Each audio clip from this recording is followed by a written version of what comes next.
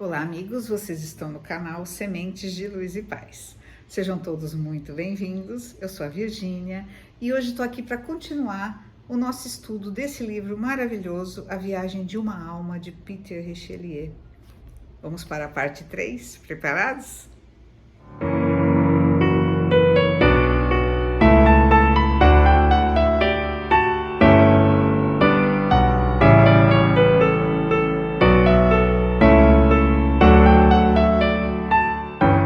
Pessoal, essa parte 3, ela é um pouco mais longa, tá? E ela aborda assuntos bem interessantes, como as outras também. Eu até fiz um resuminho aqui, porque são 3 assuntos que ela aborda e eu acho que precisava desse meu rascunhozinho aqui.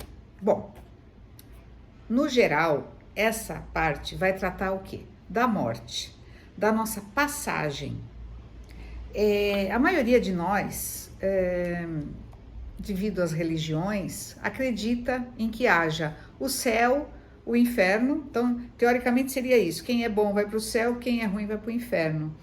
E não é bem isso que acontece. Existe um lugar que se chama purgatório na doutrina católica, se chama limbo em outros lugares. É um lugar de passagem onde a grande maioria dos espíritos fica logo após o desencarne.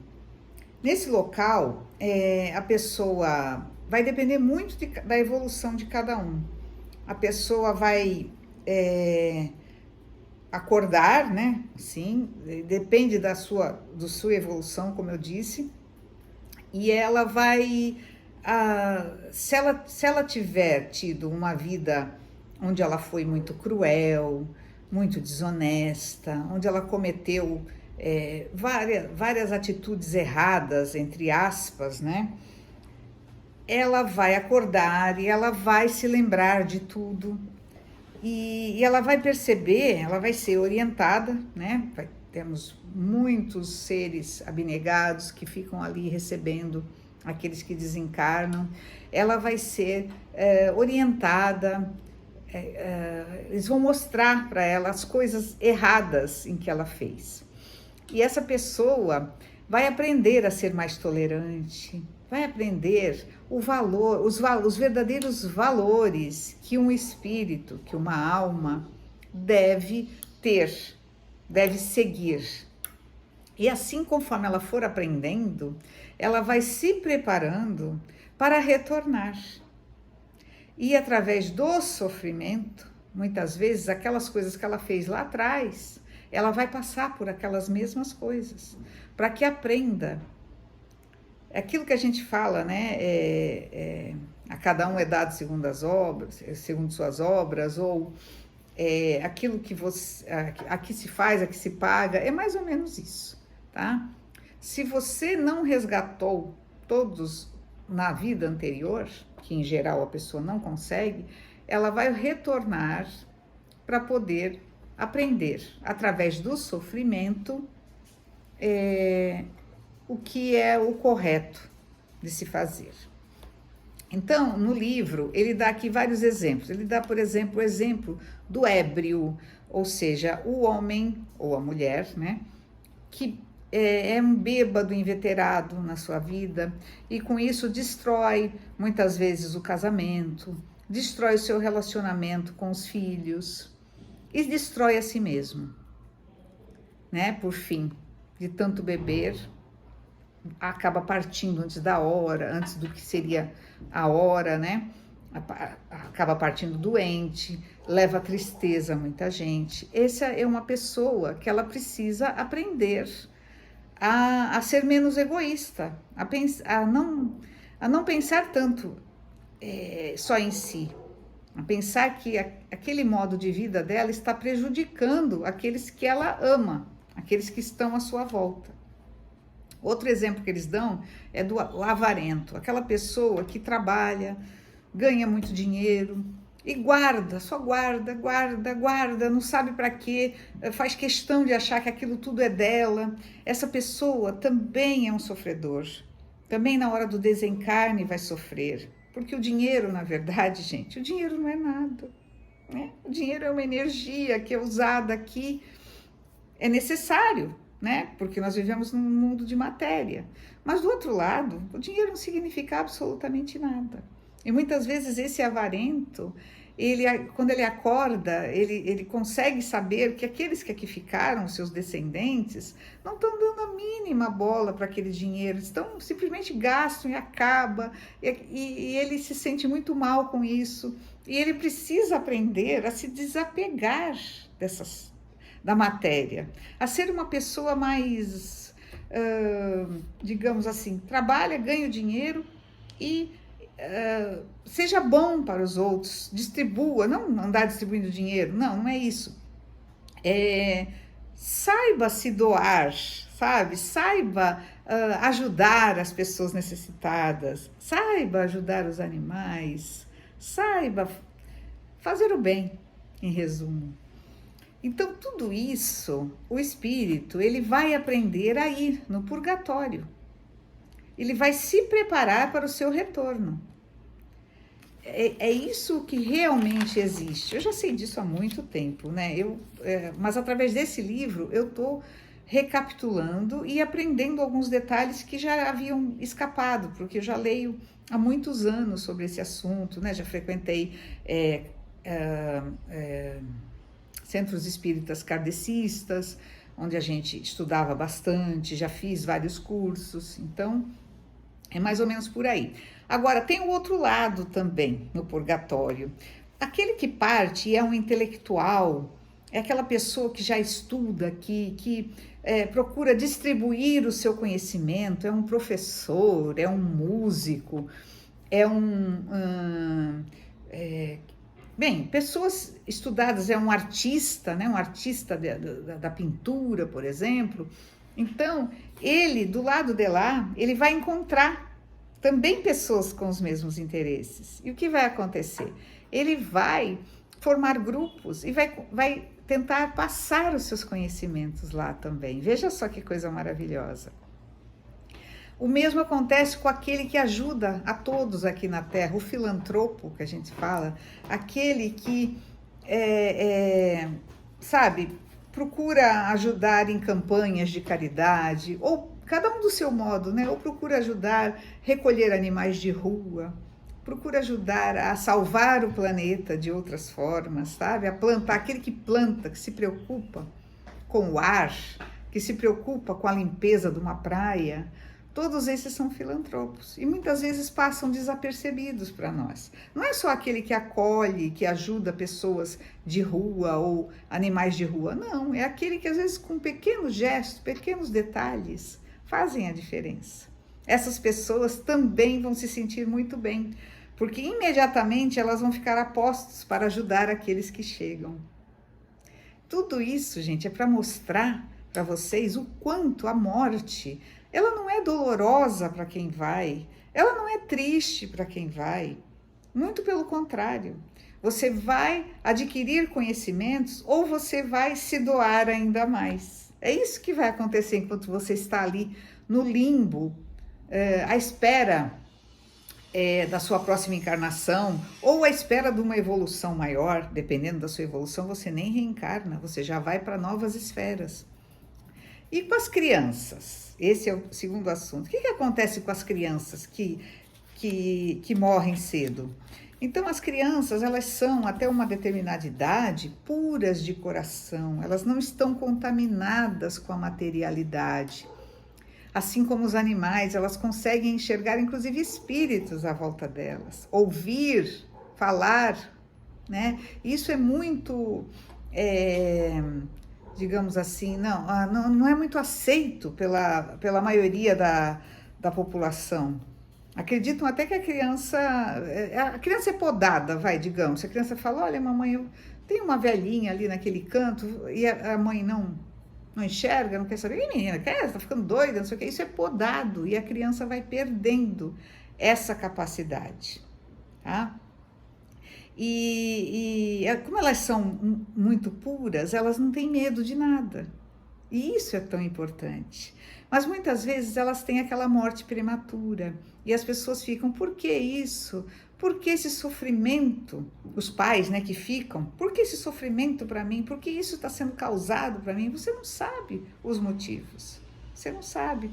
E na sua tristeza, na sua ignorância do plano espiritual, você fica ali se torturando, chorando, e a criança, o espírito, ele fica ao seu lado e não entende o que está acontecendo, não compreende e sofre com isso.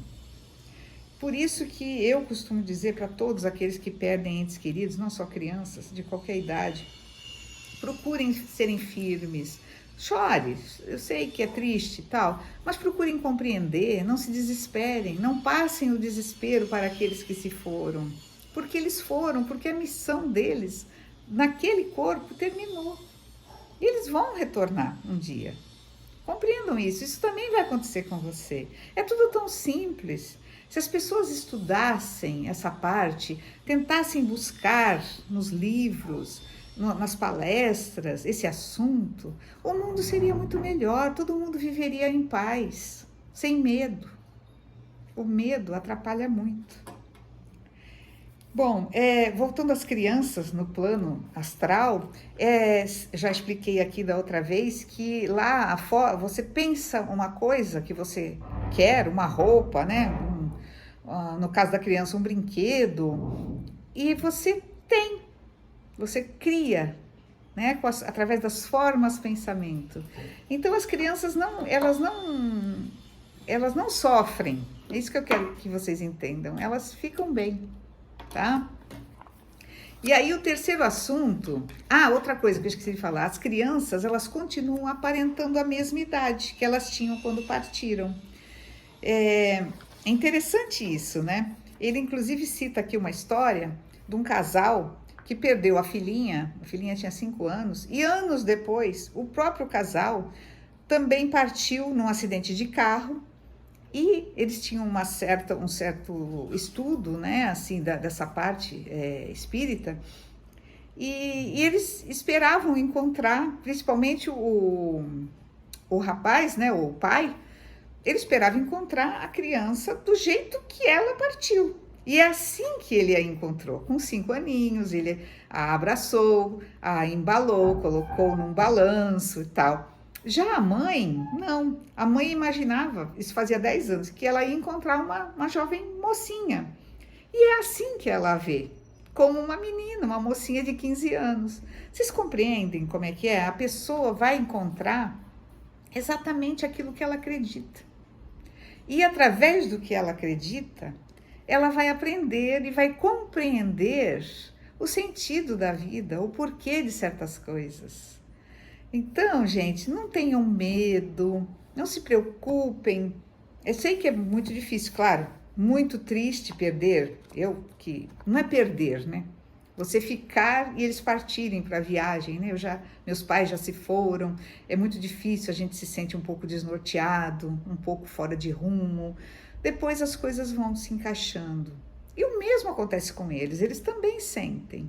A diferença é que eles podem nos ver e nós não podemos vê-los, a não ser que você seja clarividente, tá? O mesmo com crianças, o mesmo com animaizinhos de estimação, é a mesma coisa.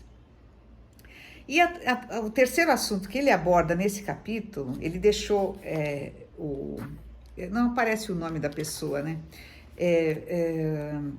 Intrigado, porque ele pediu que, vocês sabem que todo mundo quando dorme, eu já falei isso no capítulo 2, né? Todo mundo quando dorme sai do corpo. Quer você queira acreditar, quer não, é isso, entendeu? Porque muita gente fala, mas como assim? Eu não vejo nada, eu não sinto nada, eu nem sonho. Porque você não se lembra. No que você sai do corpo, seu corpo fica ali descansando, né? Para um próximo dia. E você vai para o plano astral e você lá, às vezes você trabalha, às vezes você ajuda o próximo, às vezes você estuda. E então ele preparou o personagem aqui do livro. Lembra lá no início, foi o homem que perdeu um irmão, que está revoltado e tal, para que ele preste atenção na viagem que ele faz quando ele dorme. Aí o que ele fala? No dia que você vai fazer isso, pelo menos nesse dia, não coma carne, Não beba bebidas alcoólicas, porque isso é o que te prende mais na matéria, sem você perceber. Então, nesse dia, você se deite tranquilamente, feche seus olhos e imagine que no teto do seu quarto há um grande espelho e que você se vê lá. Você fica ali pensando isso, mas de olhos fechados. E quando você menos perceber, você estará saindo do seu corpo. Não se assuste. Se você conseguir logo na primeira vez, não se assuste. Você vai ver seu corpo deitado lá. Mas você, lembra que eu falei que pelo duplo etérico você tá ligado àquele corpo, tá? Não vai ter perigo de você não voltar. Então, eu já fiz isso algumas vezes, gente. Eu confesso que a gente fica no início com bastante medo, né? O que acontece? Eu vou até falar para vocês, não sei se já aconteceu com vocês. Quando você deita para dormir, às vezes você está muito cansado, você apaga rapidamente, né? E daí, você não sabe o que é, mas o teu espírito sai do corpo, vai astral, mas aí, sei lá, toca um telefone ou uma campainha ou alguém te chama, você dá aquele solavanco, assim, o que é isso? É o espírito que volta rapidamente para o seu corpo, porque ainda não estava na hora de você estar dormindo. Sabe aquele cochilo, às vezes depois do almoço? É mais ou menos isso. Você dá aquele tranco, aí é o seu espírito que voltou, e aí você já atende o telefone, ou vai atender a porta, ou sei lá o que acontece. É bem isso. Então, deixa eu até ver aqui como é que ele explica melhor para vocês verem. Olha, não deve comer carne nem hoje nem amanhã, e não deve tocar em álcool. Sei que habitualmente come pouca carne e que raramente bebe um pouco mais, porém mesmo um pouquinho de álcool aumentará a minha dificuldade, pois terei a tarefa de imprimir em suas células cerebrais, quando voltar ao corpo físico, a necessidade de recordar o que esteve fazendo fora de seu corpo. Esse é o emissário, né, divino que está explicando para o cara. O método mais simples para fazer isso é imaginar que imediatamente acima da sua cama há um enorme espelho. Se assim fosse, que faria o Senhor quando fosse deitar-se? Esse é o quadro que eu desejo que tenha em mente ao adormecer, porque isso será o que irá ver imediatamente depois que se separar de seu corpo físico. A maioria dos sonhos das pessoas são fragmentos do que estiveram fazendo durante o sono. Fragmentos que as células cerebrais deformam com frequência. E rápido, hein, gente?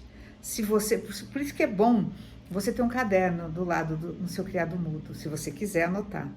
Anote seus sonhos, porque, repara, acontece comigo.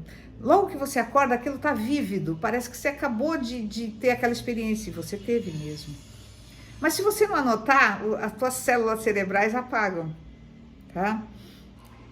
Nunca é fácil recordar corretamente todos os pormenores, o que requer anos de estudo, de concentração e prática, a fim de que se consiga algo que se pareça com resultados perfeitos.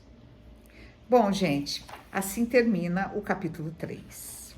Eu espero que vocês estejam gostando, tá? Tô tentando aqui mostrar para vocês esse lado, tentando explicar com as minhas palavras, tentando contar as minhas experiências, tá? É muito bom, faz muito bem, a gente vai aprendendo, né? Espero que vocês estejam gostando. Quem gostou, não esquece de colocar o like aqui para ajudar o canal, tá? Comente se já teve alguma dessas experiências, compartilhe com as pessoas que você sabe que acreditam, veja bem com quem você vai compartilhar, tá bom? Por isso que eu tenho meus canais à parte, eu já expliquei aqui. O canal Livros da Tuca, a gente comenta literatura em geral. Aqui a gente comenta também literatura, só que a literatura voltada à espiritualidade, tá bom? Espero que vocês tenham gostado. Um beijo, namastê, o Deus em mim, saúde o Deus que habita cada um de vocês. Fiquem em paz. Beijos.